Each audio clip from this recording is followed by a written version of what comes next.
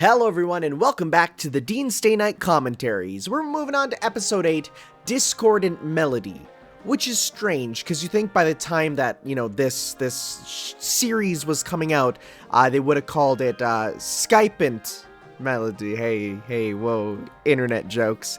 Let's hop on in 3, 2, 1, start. Alrighty. Okay, so, and I've had a lot of people asking if I will get to Fate Zero. Yes, I am going to get to it. I need to progress there, you know? Which is what we're doing here. So one thing I was wrong about was that this isn't a real combination of routes. It's the Fate route with little sprinkles of the other routes, which, okay, yeah, fair enough. The idea of combination isn't necessarily right because that implies that there's large chunks, but it's just small chunks, little ones. Oh, you are so smarmy.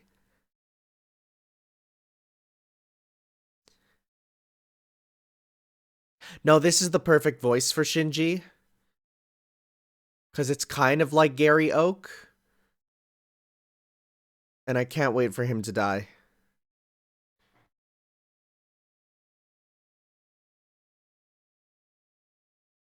What are these Ang Lee cuts? They're so weird.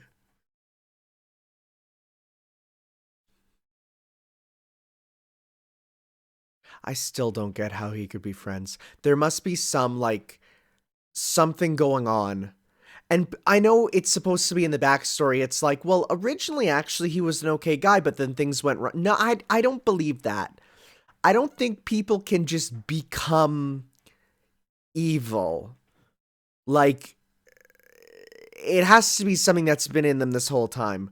Then again, I am using real world analysis on an anime featuring King Arthur as a cute anime girl, so maybe not. Maybe I'm in the wrong there. I am very excited to see how some of these scenes play out still in the different vision of the anime. Are we gonna get the building climbing? Oh, if you haven't watched my secret video, I was just gonna talk about it, but if you haven't watched, I have a secret Fate video on my channel, which can only be gotten by playing through the secret Fate game on my channel. If you haven't seen that yet, go check that out because it's wild. And there'll be more of those coming. Don't worry. I still got some stuff, but that's later down our Fate project. This is a Fate project as like the name of the group that made it, but I have my own Fate project that is slowly going forward. It is crazy that every main character in this has an extravagant house, right? There's no one with a normal house. Like, I mean, even Issei is up in the temple.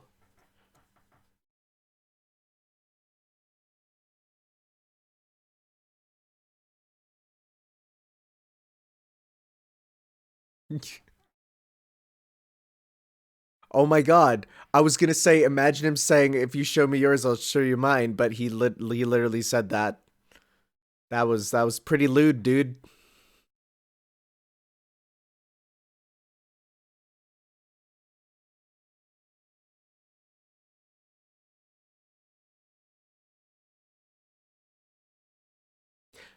So I know some people are sad there's no actual Shinji partnership thing, but I don't think that is not Shiro's character to join up, you know? He wouldn't do that. Even as subversive as he gets in some routes, he is still going on his path of justice, which is not going with Shinji.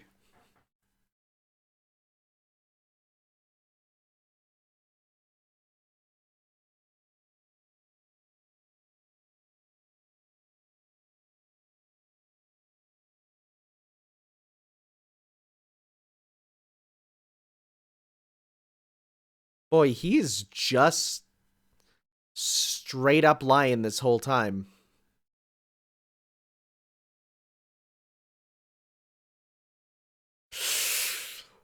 Ooh, that makes it real rough knowing what happens.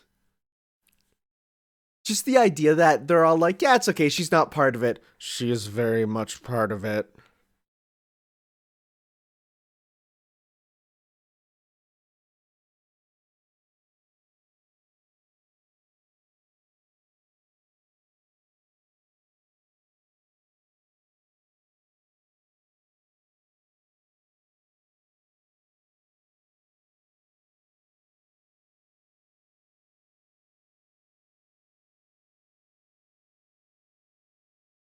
Yeah, it's kind of wild that, like, the majority of the masters find their way to the school in one way or another.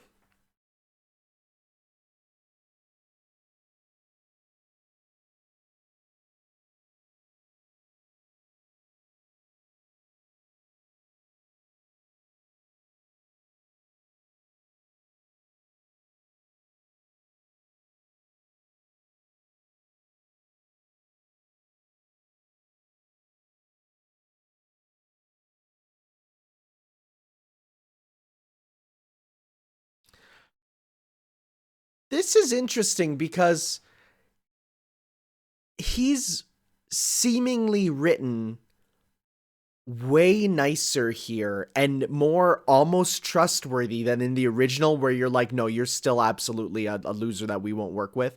But here, he's really being like there's it almost seems like his facade of being nice is actually like believable.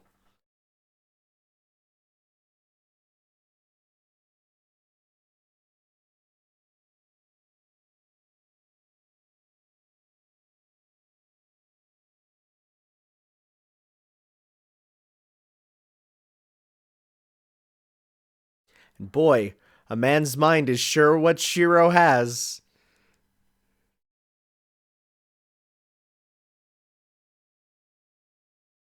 We're gonna see the smile. Are we gonna see the smile? Nope. Oh, all I want to do is see her smile.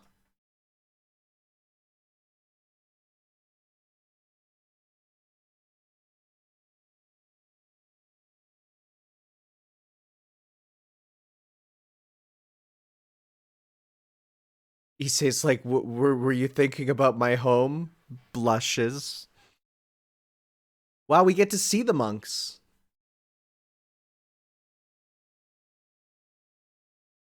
That's a lot of monks actually to live there. That's more than what I thought it would be.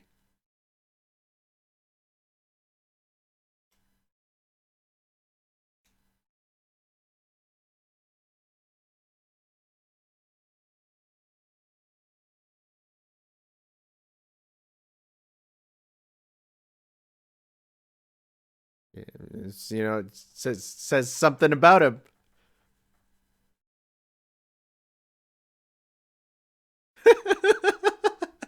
Be, his begone sexual desires line was the best. Hi, Saber.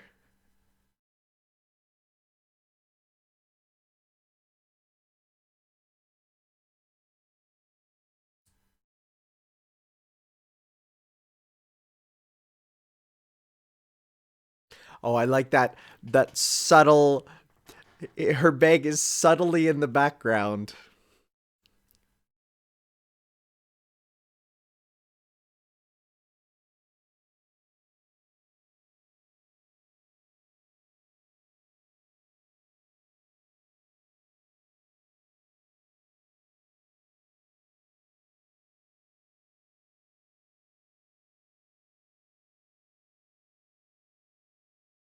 The stuff about the grimoire and the book that he uses, that didn't get too much explanation in the visual novel there.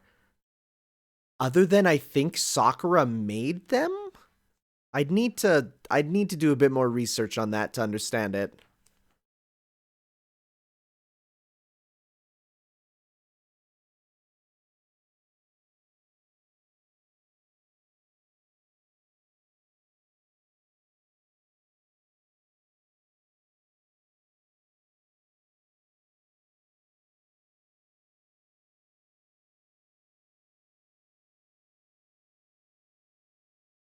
Almost like she'd be a main character in another route or something. Am I right, Shiro?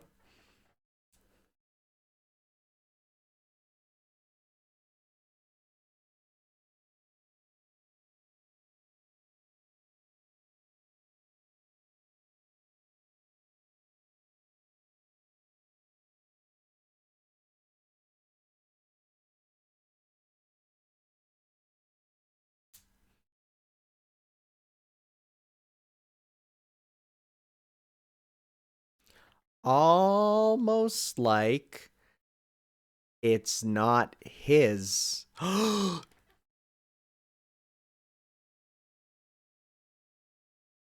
Wait, yeah, don't you know that it's a very important ley line for the town?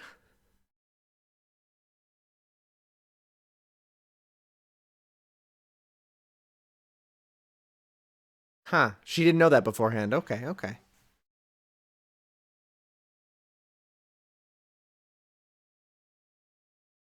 Ah, there's another fisheye. Boy, this anime loves it.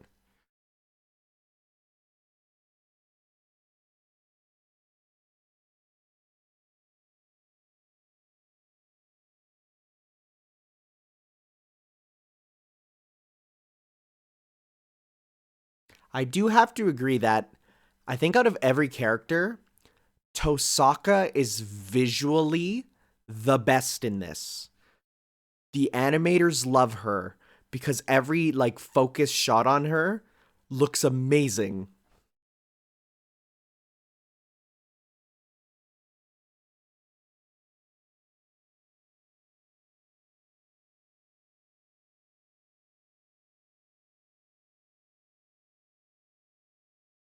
Like I feel like every character is kind of off looking at times, except for Tosaka, who is drawn. Oh, that's a great shot of Saber, though.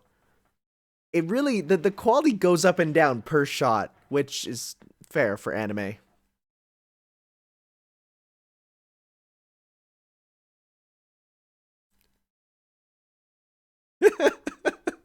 I like the pause on his what there was long enough to have his monologue going in the background.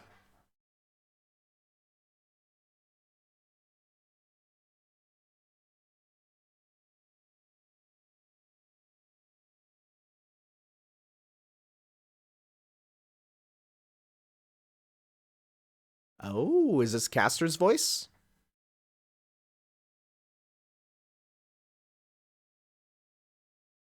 Ah, it's an alright voice for Caster. Oh, that's a voice that really seems familiar. And yeah, that's sure that's about right. That's I'll take that for Assassin. That's fine. He's not even too major of a character for me to worry about the voice as much. Ooh, this is a little funky jam. Sorry. Oh, it's Tosaka's sick drug collection.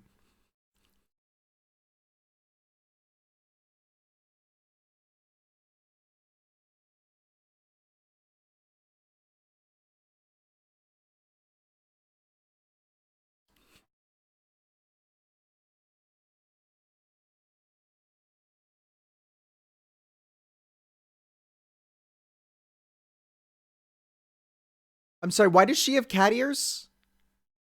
Why does she have cat ears? Is it what? Yeah, what? Oh, look, subtle blush on the first name.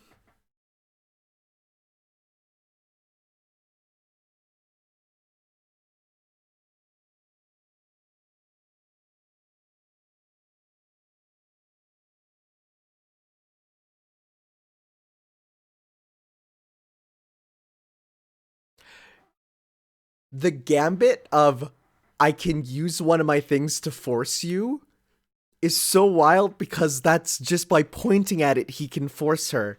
It's so crazy.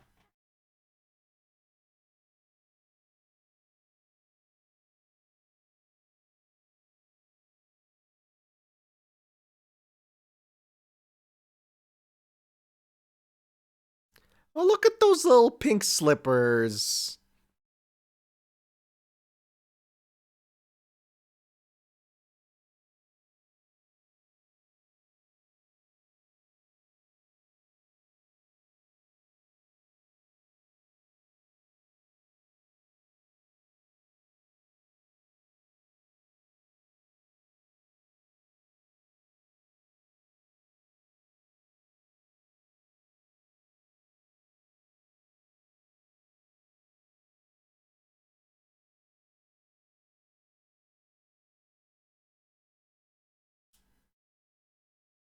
Look at both of these people like strategizing, and Shiro's just here with no idea what to do.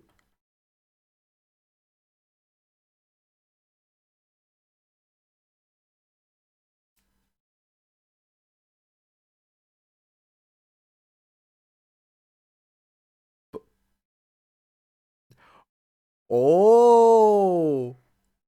Oh. That's interesting considering that one scene in the adult version. Oh, hi. Oh, this is gonna go. Oh, everything is cut. this is this is a bad day for Shiro.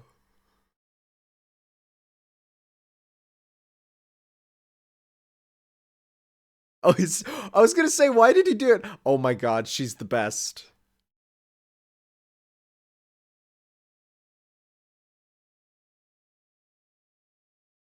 His sweat there.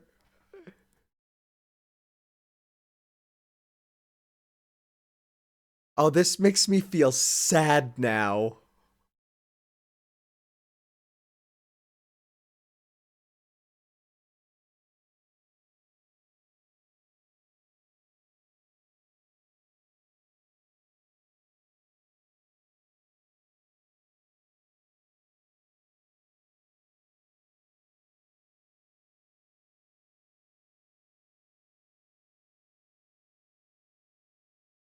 This is a harem anime. It really becomes apparent when it's animated like this. Speaking of,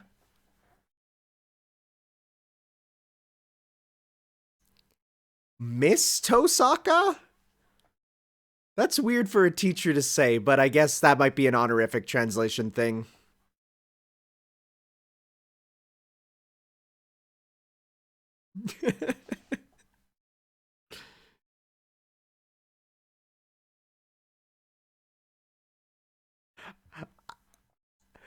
You know what? It's kind of a sitcom. This episode feels like it. Look at that smug. She's so smug.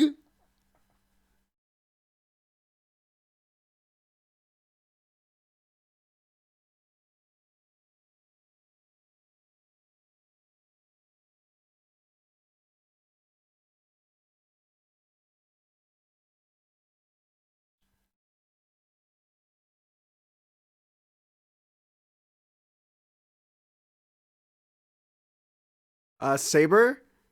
Saber, you okay? You just disassociating?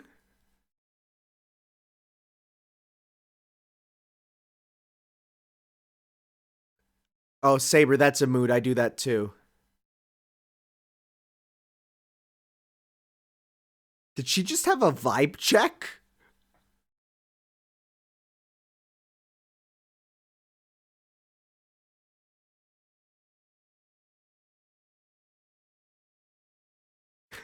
Shira would never make an advancement ever on anyone.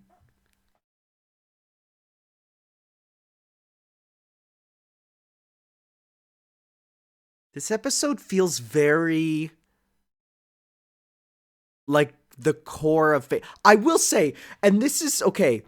Okay, so you know how in anime, different episodes have different animators. It happens. For some reason, this animator draws the girl's waists very thin. Even like Fujine, her waist was just drawn extremely thinly. It's a little weird.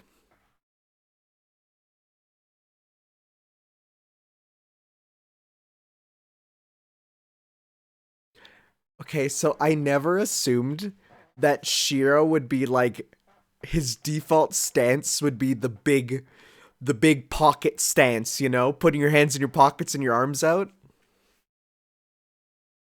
I never thought about that. What he would be like, you know?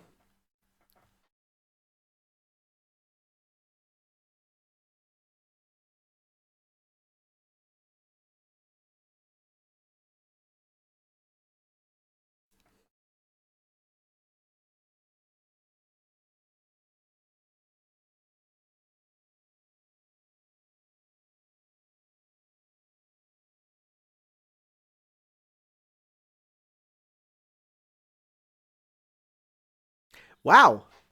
That comes across way ruder in English, much like when Jotaro calls his mom the bitch in English. You're like, in Japanese, you're like, yeah, Jotaro is so cool. And then you hear it in English and you're like, no, Jotaro, don't say that. That's really mean.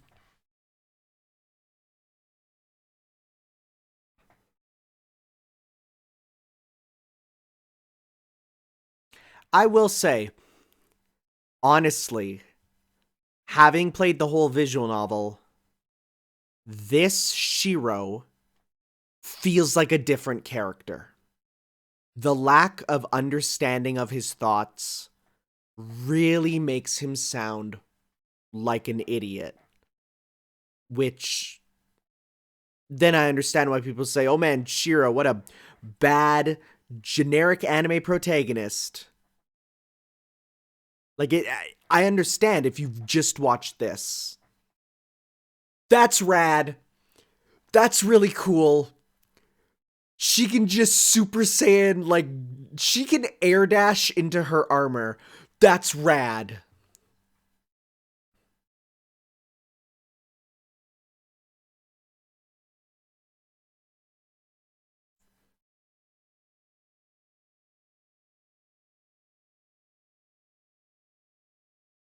Ah, it's leading up to a real cool fight.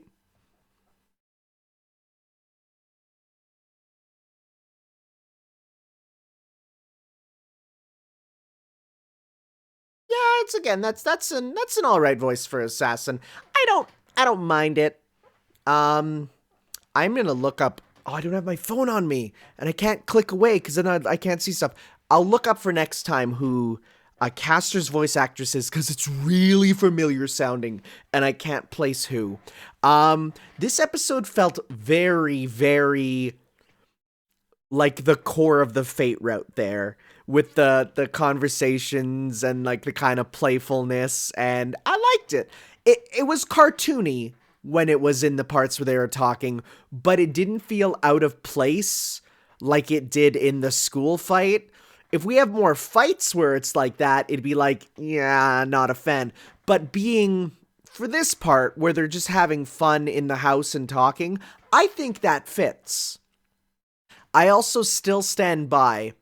They really are putting all their budget into every shot with Rin. Also, I know the anime budget is a myth. I mean effort. It's an effort budget, but they really animate her well. They draw her well.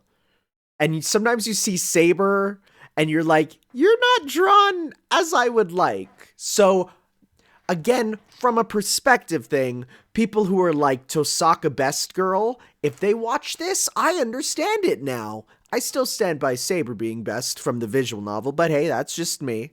All right, next time, what do we got? We got the cool fight there. Yeah, yeah, yeah. Okay, that looks a bit unnatural, seeing her kneel down like that from that perspective, or leap around like a wild animal. We got the bone wires. That was a gratuitous butt shot. Next time is Elegance in the Moonlight, then. All right, guys. We'll see you then for that. Ciao.